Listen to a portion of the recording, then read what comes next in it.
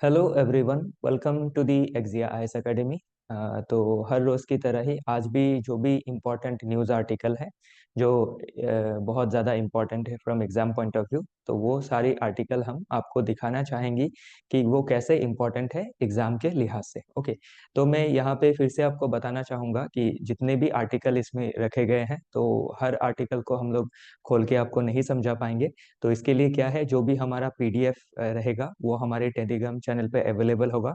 और ये जो पीडीएफ बनाया गया है इसको एकदम ही सरल भाषा में बनाया गया है, तो इसको पढ़ के आप इसका जो भी कंक्रीट आइडिया है वो आप सम अप कर सकते हैं, अपने जो फाउंडेशनल लर्निंग है उसमें वैल्यू एडिशन कर सकते हैं। ओके, तो चलिए देखते हैं आज का जो पहला टॉपिक है। ओके, तो आज का जो पहला टॉपिक है वो बात करता है the British Raj extracted $65 trillion from us, fact और फ्रिक्शन। ओके, तो इसमें क्या है, रिसेंटली आपका ये ऑथर ने जो भी हमारा ड्रेन ऑफ वेल्थ थ्योरी था जिसको प्रोपाउंड किया था बाय दादा भाई नौरोजी साहब, तो वो थ्योरी में आपका इसको थोड़ा वो उस थ्योरी को ये जो भी आर्टिकल है ये कंट्राडिक्ट कर रहा है। और ये आर्टिकल ये बताना चाह रहा है कि जो भी ब्रिटिश का एक्सप्लॉयटेटिव पॉलिसीज था, क्या वो सिर्फ एक्सप्लॉयटेटिव इन नेचर था, क्या उसने कोई ग्रोथ एंश्योर नहीं किया इंडिया में, उस रिगार्डिंग ये आर्टिकल बात करता है। और जो ड्रेन ऑफ वेल्थ थ्योरी है उसमें थोड़ा सा और एडिशन कर रहा है। तो ये क्या होता है, इसमें एक जो ड्रेन ऑफ वेल्थ थ्योरी है दादा भाई नौरोजी साहब के द्वारा दिया गया है, तो उसमें और क्या एडिशन किया जा सकता है, क्या एक हम नया पर्सपेक्टिव उसमें जोड़ सकते हैं, उसी रिगार्डिंग ये आर्टिकल बात करता है। और इसमें क्या है, ब्रिटिशर्स ने जो भी इकोनॉमिक रिफॉर्म्स किए थे हमारे देश में, जो भी आपका मैन्युफैक्चरिंग में हो या फिर आपका सर्विसेज सेक्टर में हो या फिर एग्रीकल्चर में हो या फिर रेलवे में हो, ओके, या फिर टेक्सटाइल सेक्टर में हो, तो इन चीजों में जो भी उनकी पॉलिसीज थी ये एक्सप्लॉयटेटिव, कितनी दूर एक्सप्लॉयटेटिव थी और कितनी दूर ये मददगार थी, उसी रिगार्डिंग ये आर्टिकल बात करता है। और ये आर्टिकल थोड़ा एक पॉजिटिव नोट में भी लिखा गया है कि जो ब्रिटिशर्स थे उनका जो भी इकोनॉमिक पॉलिसीज था उसमें नो डाउट एक्सप्लॉयटेशन तो था, लेकिन उसके साथ क्या था, ब्लेसिंग इन डिस्गाइज भी था। ओके, कैसे हमारा जो देश का जो भी कैपिटलिस्ट है, हमारे डोमेस्टिक कैपिटलिस्ट, उनका कैसे आपका सर्ज हुआ, उनको कैसे बेनिफिट मिला, उन्होंने फिर इन रिटर्न देश को कैसे डेवलप किया। ओके, जैसे आप देख सकते हैं जो टाटा कंपनी है, तो टाटा कंपनी का आप पास्ट क्या है, ब्रिटिश जो कॉलोनियल एरा है इंडिया का, उसी से उसी समय से आप देख सकते हैं। तो वही वो मैं आपको ये जो भी चीज है वो आप इस आर्टिकल से समझ सकते हैं। ओके, चलिए आगे देखते हैं। तो जो अगला आर्टिकल है वो बात करता है रिगार्डिंग डीप सीक, एक नया जो एआई कंपनी है चाइना का, उसके बारे में है। तो ये जो डीप सीक एआई कंपनी है ये कैसे जो भी यूएस बेस्ड एआई कंपनीज है, जैसे मेटा है, फिर आपका माइक्रोसॉफ्ट है, ओपन एआई है, ओके, फिर आपका एनवीडिया है, तो इनको कैसे चैलेंज कर रहा है, उसके रिगार्डिंग ये आर्टिकल बात कर रहा है। और इसमें एक जो आपका टेक का कंपटीशन चल रहा है बिटवीन चाइना एंड यूएसए, उस रिगार्डिंग ये आर्टिकल बात करता है। तो इसमें आप क्या है, डिफरेंट इनसाइट्स अपने एग्जाम के लिए ले सकते हैं। ओके, तो कैसे जो भी टेक राइवलरी है दोनों के बीच में, यूएस और चाइना, उसको उसमें इंडिया का क्या रोल रहेगा, इंडिया कैसे अपना जो रोल है वो प्ले कर सकता है, कैसे डोमेस्टिक एआई डेवलप कर सकता है, उसी रिगार्डिंग ये आर्टिकल बात करता है। ओके, चलिए देखते हैं अगला जो आर्टिकल है। ये आर्टिकल आपका रिकवरी एंड मोर। तो इसमें हाल फिलहाल में जो प्रथम एनजीओ है उन्होंने annual status of education report publish किया है 2024 के लिए। तो इसमें आपका पोस्ट पेंडेमिक जो भी हमारे लर्निंग लॉसेस हुए थे, ओके, प्राइमरी एजुकेशन में, उसके रिगार्डिंग ये आर्टिकल बात करता है। और इसका जो एएसआर जो एनुअल रिपोर्ट है, इसमें गवर्नमेंट जो एजुकेशन इंस्टीट्यूशन है, ओके, वो आपका प्री प्राइमरी फिर प्राइमरी, ओके, उसमें कैसे सुधार आया है और क्या चैलेंजेस देखे गए हैं, उस रिगार्डिंग ये बात करता है। तो इसमें जो भी डेटाज है, बहुत सारे डेटा दिए गए हैं, तो सारे डेटा एग्जाम के पर्सपेक्टिव से आप अगर याद रख सकते हैं तो ठीक है, अगर नहीं भी रख सकते हैं तो एक आपको एक मोटा मोटा आइडिया इससे मिल जाएगा इस आर्टिकल से। और ये आर्टिकल क्या है, हमारे जीएस पेपर 1, फिर जीएस पेपर 1 सोसाइटी के पॉइंट ऑफ व्यू से, जीएस पेपर 2 आपके governance and policy point of view से, GS paper 3 economy point of view से इंपॉर्टेंट रहने वाला है। तो ये आप देख सकते हैं। ओके, तो चलिए देखते हैं, इसमें सारे डेटास मेंशन किए गए हैं। ओके, तो ये डेटा जो भी है आप इसको कंपैरेटिव एक एनालिसिस इसमें ले सकते हैं कि पोस्ट कोविड हमारा जो भी लॉसेस था, या फिर कोविड के समय पे क्योंकि लॉकडाउन की वजह से स्कूल भी बंद हो गए थे, तो उसमें क्या है, जो भी हमारे बच्चे हैं स्कूल में, उसका उनका जो भी लर्निंग आउटकम है उसमें कितना बुरा असर रहा। ओके, कैसे उनका आपका रीडिंग में, ओके, फिर न्यूमेरिसी में कैसे उनका जो प्रोफिशिएंसी था वो घट गया था, और उसको अभी कैसे रिकवर किया गया है। ओके, और फर्दर कौन से आपके वे फॉरवर्ड रहेंगे उसके बारे में यहाँ पे डिस्कस किया गया है। ओके, चलिए देखते हैं अगला जो आर्टिकल है। ये आर्टिकल बात करता है regarding making Europe great again. तो जो डोनाल्ड ट्रम्प साहब अभी चुन के आए हैं, तो उनका जो आपका इलेक्शन कैंपेन में जो उनका आपका मेक अमेरिका ग्रेट अगेन जो पॉपुलर हुआ था, उसी के रिगार्डिंग ये आर्टिकल है। जो मेक अमेरिका ग्रेट अगेन है, तो वो चीज अभी क्या कर रहा है, यूरोप के जो भी देश है वो इसको यूरोप में रेप्लिकेट करना चाहते हैं। ओके, और इसके पैरेलली हमें ये भी देखना है कि चाइना कैसे अपना जो ग्रेट सिविलाइजेशन है उसको रिवाइव करने की कोशिश कर रहा है। फिर जो रशिया का जो लॉस्ट ग्लोरी है वो कैसे रिवाइव करने की कोशिश कर रहा है, तो ये उसी रिगार्डिंग बात करता है। तो इसमें ये भी देखा गया है कि कैसे जो राइट विंग पार्टीज है वो कैसे आपका ग्रो कर रही है। ओके, और कैसे जो भी आपका एक जो लिबरल आइडिया है ओपन बॉर्डर का, माइग्रेशन का, उसको ये कैसे चैलेंज कर रहा है। ओके, और कैसे ये डी ग्लोबलाइजेशन को प्रमोट कर रहा है और नेशनलिज्म को प्रमोट कर रहा है, उसी रिगार्डिंग ये आर्टिकल बात करता है। ओके, तो ये भी जरूरी हो जाता है आईआर पर्सपेक्टिव से, और इन जनरल आपको ऐसे राइटिंग में ये मदद करेगा, एज वेल एज आईआर में भी जीएस पेपर 2 में ये मददगार होगा। तो नेक्स्ट है G2 at the UN Beijing budget to win influence. Okay, तो ये अबाउट आपका यूनाइटेड नेशन है।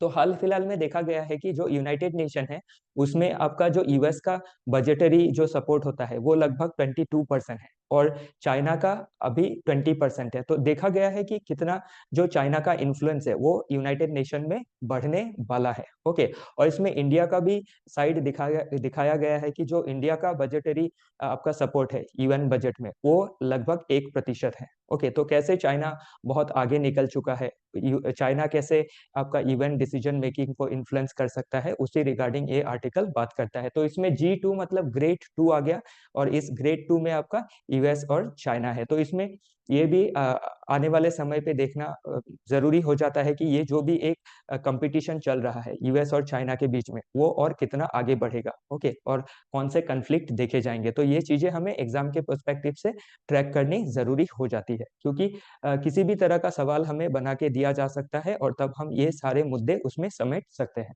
ओके, चलिए आगे देखते हैं। जो अगला आर्टिकल है वो बात करता है US tech curves and China's AI success hold lesson for us. तो इसमें आप देख सकते हैं कि जो यूएस और चाइना के बीच में जो एक एआई का डेवलपमेंट को लेके कंपटीशन है, तो हाल फिलहाल में जो यूएस का कंपनी है एनवीडिया, उसका जो भी सपोर्ट है चाइनीज कंपनी को, उसको उसके ऊपर कर्व या फिर बैन लगाया गया है, एज वेल एज इंडिया को सपोर्ट देने में भी बैन लगाया गया है। और इसके बाद क्या किया चाइना ने, कैसे आपका जैसे अभी हमने देखा डीप सीक नाम का एआई कंपनी कैसे ग्रो किया। तो ये क्या है, अभी एक मतलब चाइना या फिर इंडिया के लिए एक अपॉर्चुनिटी है कि जब हमारे रास्ते यूएस जैसे बड़ी टेक कंपनियां बंद कर देती है, या फिर यूएस का जो डोमेस्टिक लेजिस्लेशन है वो जब इन चीजों में कर्व लगाता है, तो हमें कैसे उसमें रिएक्ट करना चाहिए। ओके, और कैसे अपने उसको रेस्पॉन्ड करना चाहिए, या फिर कैसे हमारा जो डोमेस्टिक टेक्नोलॉजी है उस पर हमें और काम करना चाहिए, ताकि हम क्या करें, जो टेक्नोलॉजी है उसमें आत्मनिर्भरशीलता पा सके। ओके, चलिए, तो उसी के बारे में ये आर्टिकल बात करता है। अगला आर्टिकल बात करता है रिगार्डिंग बजट। तो आज बजट के ऊपर बहुत सारे आर्टिकल है। ओके, क्योंकि बजट आने वाला है, 1 फरवरी को बजट प्रेजेंट किया जाएगा बाय फाइनेंस मिनिस्टर। तो अभी क्या है, बजट रिगार्डिंग जो भी डेवलपमेंट्स होंगे वो आपको ट्रैक करना जरूरी हो जाता है आने वाले एग्जाम के लिए। तो इसी के साथ आपका क्या है, बजट रिलेटेड जो भी चीजें हैं, जैसे बजट फिस्कल पॉलिसी में आ जाता है। इसके अलावा जो आरबीआई है वो मॉनेटरी पॉलिसी लेता है। तो ये सभी चीजें एग्जाम के लिहाज से जरूरी हो जाती है। ओके, और आपका जो फिस्कल पॉलिसी है, फिर मॉनेटरी पॉलिसी है, वो दोनों कैसे एक दूसरे को इम्पैक्ट करते हैं। ओके, फिर मॉनेटरी पॉलिसी में आपका जो भी आपका डिसीजंस होता है कैसे लिया जाता है, मॉनेटरी पॉलिसी आपका इन्फ्लेशन कैसे कंट्रोल करता है, ग्रोथ को कैसे बढ़ाता है, ये सभी चीजें जाननी जरूरी हो जाती है। फिर आपका जो भी हमारा फिस्कल पॉलिसी है उसको बजट के द्वारा इम्प्लीमेंट किया जाता है।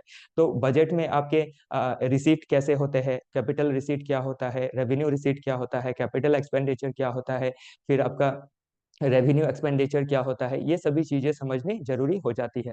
ठीक है ना। फिर एफआरबीएम एक्ट जो है वो आपके डेफिसिट के लिए क्या कहता है, कौन से टारगेट्स देता है फिजिकल डेफिसिट को लेके, तो ये सभी चीजें देखनी हमें जरूरी हो जाती है from exam point of view. Okay, और गवर्नमेंट का क्या प्रायोरिटीज है, वो कितना रेवेन्यू कैसे अर्न करेंगे, कौन से सेक्टर्स में खर्चा करेंगे, कौन से पॉलिसीज लेंगे, ये सभी एग्जाम पॉइंट ऑफ व्यू से जानना जरूरी हो जाता है। ओके, तो मैं आपको एक मोटा मोटा इसका ओवरव्यू बता रहा हूँ। ये जो भी चीजें हैं इसमें बहुत अच्छी तरह से लिखी गई है, तो आप इसको पढ़ के अच्छी तरह से एग्जाम में समेट सकते हैं। ओके, जो भी चीजें हैं बहुत ही आपका एकदम इजी वे में इसमें दिया गया है। ओके, चलिए देखते हैं अगला टॉपिक। तो ये भी बजट के बारे में ही बात करता है कि potential target for the union budget. तो यूनियन बजट का पोटेंशियल टारगेट क्या होगा। ओके, तो कैपिटल एक्सपेंडिचर में ध्यान देने के बारे में भी कहा जा रहा है, क्योंकि आप देख सकते हैं जो अभी रिसेंट टाइम में इलेक्शन गया सेंट्रल लेवल में, तो उस इलेक्शन की वजह से क्या हुआ था, जो बजट था वो फुल फ्लेजेड बजट नहीं था, और उसके वजह से क्या हुआ, हमारा देश का जो ग्रोथ है उसमें भी थोड़ा सा आपका धीमापन देखने को मिल रहा है। तो उसको कैसे टैकल किया जाएगा, कैसे जो कैपिटल एक्सपेंडिचर है उसको बढ़ाना पड़ेगा। ओके, हेल्थ में, एजुकेशन में, ओके, इंफ्रास्ट्रक्चर में, ताकि देश में जो ग्रोथ है उसको रिवाइव किया जा सके, एम्प्लॉयमेंट जनरेट किया जा सके। उसके लिए कौन कौन से आपके स्टेप्स लेने होंगे, वो सारी चीजें आज के इस टॉपिक में डिस्कस की गई है। तो 4-5 टॉपिक है बजट से रिलेटेड, और सभी आपका ऑलमोस्ट बजट के ऊपर ही, और देश का economic growth, employment generation, okay, इन्हीं चीजों के ऊपर बात कर रहा है। तो ये सारी चीजें आप समझ सकते हैं। ओके, चलिए देखते हैं अगला टॉपिक। ये भी अबाउट बजट ही है। तो बजट में क्या करना होगा, यही सब सजेशन दिया गया है बाय द ऑथर। ओके, फिर आपका इसमें the architect of India's financial markets. Okay, तो इसमें फाइनेंशियल मार्केट को ग्रो करने के लिए, ओके, हमारे जो पीएम थे मनमोहन सिंह साहब, तो उनका क्या कंट्रीब्यूशन रहा है, कैसे सेबी आया, सेबी का पावर कैसे इंक्रीज किया, फिर नेशनल स्टॉक एक्सचेंज कैसे फॉर्म हुआ। ओके, और वो कैसे कैपिटल मार्केट में मदद किया, ये सभी के बारे में इसमें मेंशन किया गया है। तो ये आर्टिकल से भी आप क्या है, एक इंसाइट ले सकते हैं कि इकोनॉमिक डेवलपमेंट को कैसे इंश्योर किया जा सकता है, और इकोनॉमिक डेवलपमेंट को इंश्योर करने में हमारे जो लीडर्स थे उन्होंने जो इंस्टीट्यूशंस बनाए, उन इंस्टीट्यूशंस का कैसा रोल रहा, तो उस बारे में हमको जानना जरूरी हो जाता है। नेक्स्ट जो आर्टिकल है वो अगेन क्या करता है, बजट के बारे में ही बात करता है। ओके, तो ये भी क्या है, एक सिमिलर टॉपिक है, लेकिन हमने इसको भी रखा है कि ताकि आप क्या है, एक डिफरेंट पर्सपेक्टिव ले सके। जितने भी टॉपिक है नो डाउट बजट के ऊपर है, लेकिन सभी आर्टिकल का पर्सपेक्टिव जो है वो थोड़ा डिफरेंट है। ओके, तो मैं आपको क्या है, सिर्फ एक टॉपिक बजट का यहाँ पे, हमारा टीम सिर्फ एक टॉपिक यहाँ पे नहीं रख रहा है, सारे टॉपिक इसीलिए रखे जा रहे हैं ताकि आप अपना एक जो पर्सपेक्टिव है उसको बिल्ड कर सके। ओके, तभी क्या होगा, आप एग्जाम में कोई सा भी क्वेश्चन टेकल कर पाएंगे, क्योंकि आप सिर्फ जो हमारा फाउंडेशनल कोर्स है इकोनॉमी का, वो सिर्फ पढ़ के आप क्या है, क्वेश्चन सॉल्व नहीं कर सकते हैं। ओके, तो उसके लिए आपको ये सारी चीजें जो डायनेमिक चीजें हैं, आज बजट क्या है, एक बहुत डायनेमिक चीज है, या फिर आपका फिस्कल पॉलिसी हो, मॉनेटरी पॉलिसी हो, ये सभी चीजें क्या है, डायनेमिक इन नेचर है, चेंजेस देखे जाते हैं। तो इन चेंजेस को भी आपको क्या है, डेली बेसिस पे ट्रैक करना है, और उसके लिए क्या है, हम आपको इजी तरीके से ये सारी चीजें अवेलेबल करवा रहे हैं। ओके, तो आई होप ये आप डाउनलोड करके पढ़ लेंगे। ओके, चलिए आगे देखते हैं। फिर जो अगला आर्टिकल है ये भी अबाउट बजट के बारे में ही बात करता है, लेकिन इसमें क्या है, हमने जो भी की टर्म्स है बजट रिलेटेड, फिस्कल डेफिसिट क्या है, प्राइमरी डेफिसिट क्या है, रेवेन्यू डेफिसिट क्या है, ओके। तो सभी जो की टर्म है जो हम फाउंडेशंस में हमारे फाउंडेशन लर्निंग में सीखते हैं, तो वो सभी चीजें इसमें मेंशन की गई है, ओके। तो ये सभी चीजें आप क्या है समझ सकते हैं। तो इसमें आप देख सकते हैं जो भी कीवर्ड्स है वो मेंशन किया है, कैपिटल एक्सपेंडिचर क्या होता है, रेवेन्यू एक्सपेंडिचर क्या होता है, ओके। फिर आपको ये जो भी एक्सपेंडिचर है इसको आप अनदर वे में भी क्लासिफाई कर सकते हैं, जैसे general services, administration, defence and governance, okay, economic services, social services, grant in aid, तो ये सभी चीजें आप देख सकते हैं, ओके। और इसी के साथ आपका फिजिकल डेफिसिट क्या होता है, प्राइमरी डेफिसिट क्या होता है, ओके, रेवेन्यू डेफिसिट, ये सभी चीजें मेंशन की गई है और एकदम इजी लैंग्वेज में मेंशन की गई है। आप ये देख के समझ सकते हैं। और फिर हमारा एफआरबीएम जो एक्ट है 2003, उसमें कौन कौन से टारगेट दिए गए हैं, गवर्नमेंट उसको कैसे मीट करने वाला है, ओके। तो डेट टू जीडीपी रेशियो क्या होता है, physical deficit to GDP ratio क्या होता है, revenue deficit to GDP ratio कितना होना चाहिए, तो ये क्या है, जीरो करने के बारे में कहा गया है। Physical deficit to GDP ratio ये 60% के लगभग करने को कहा गया है, ओके।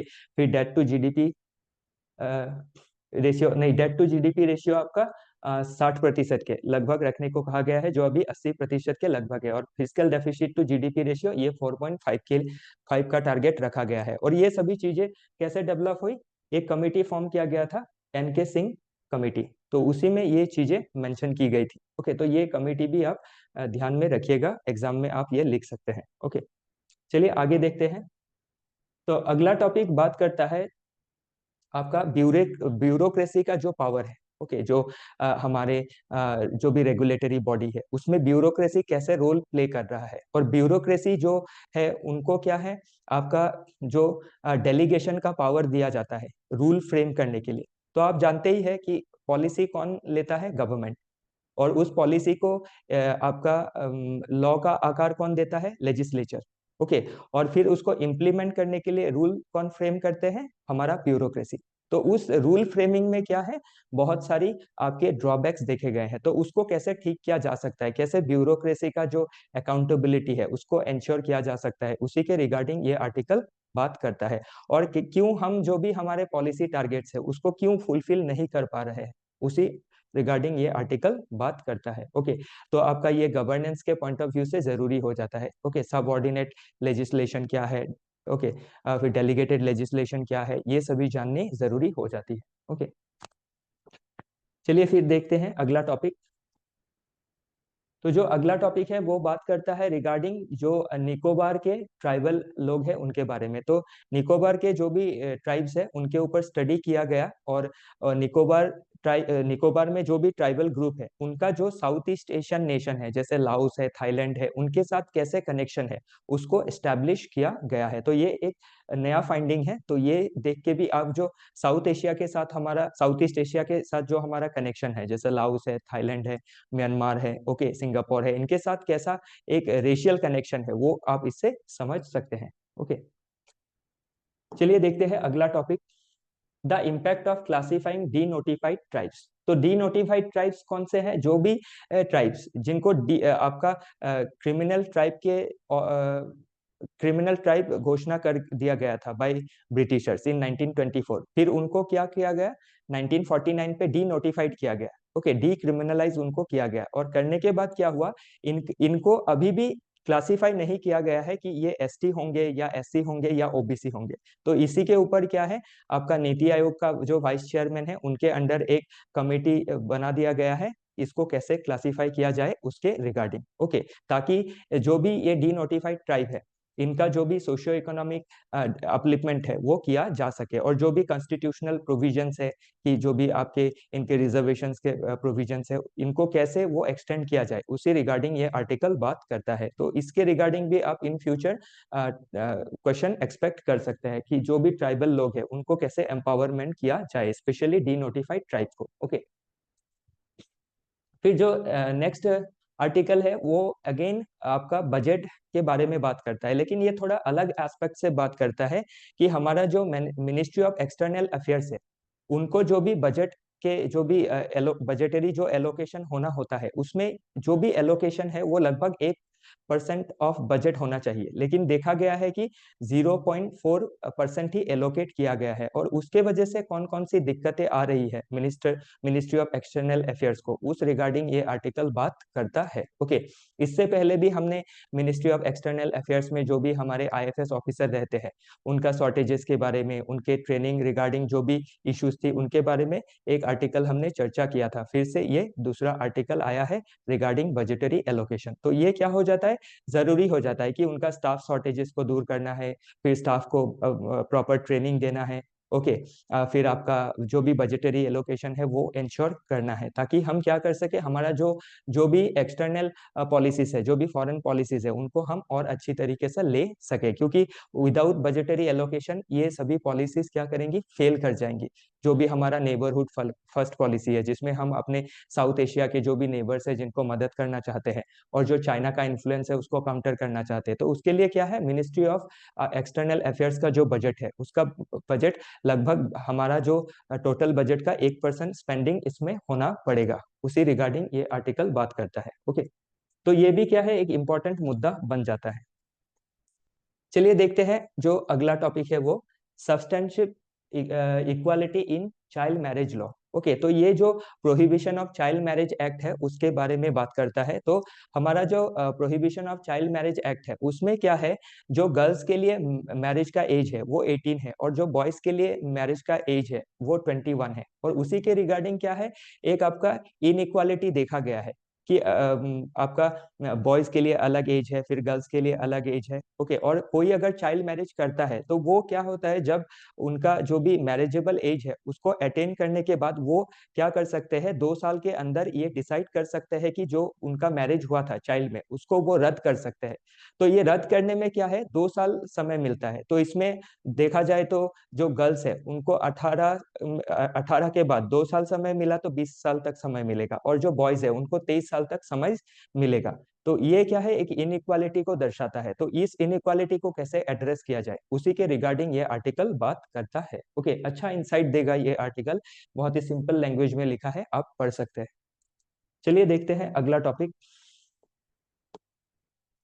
तो अगला टॉपिक बात करता है, ISRO set for a historic 100th launch from Sriharikota. तो 100 नंबर लॉन्च करने जा रहा है, आज लॉन्च हो चुका है। ओके, तो इसमें 100वां लॉन्च है। तो जो हमारा पहला लॉन्च था, ओके, 1979 में, उससे लेके आज तक हमने कैसे सफलता प्राप्त की, ओके, कैसे इसरो एकदम आपके जीरो से हीरो बन गया, तो वो सभी चीजें हम इसमें देख सकते हैं। ओके, कैसे हम जो भी हमारी अचीवमेंट्स है, कैसे हमने उसमें सफलता प्राप्त की, तो ये सभी चीजें इसमें मेंशन की गई है। जो भी हमारे पास्ट मिशंस थे, उसमें जो भी फेलियर थे, सक्सेस थे, वो सभी इसमें मेंशन किया गया है। ओके, चंद्रयान हो, या फिर आपका जो भी मार्च ऑर्बिटर मिशन था, ओके, या फिर जो भी स्पेस एक्स मिशन हमारा था, फिर जो आपका फिर हमारा जो गगनयान का मिशन होने वाला है। ओके, तो ये सभी चीजें इसमें मेंशन की गई है।